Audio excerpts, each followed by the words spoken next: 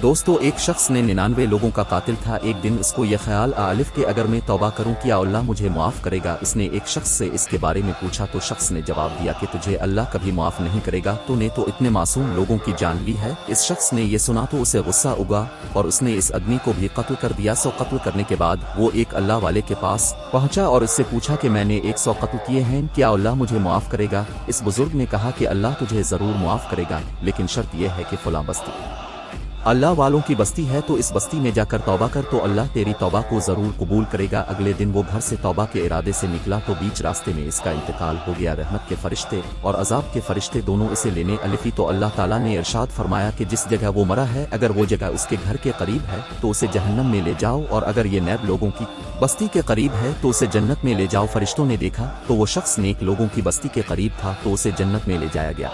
अगर आपको ये वीडियोस पसंद आया है तो चैनल जरूर सब्सक्राइब करें।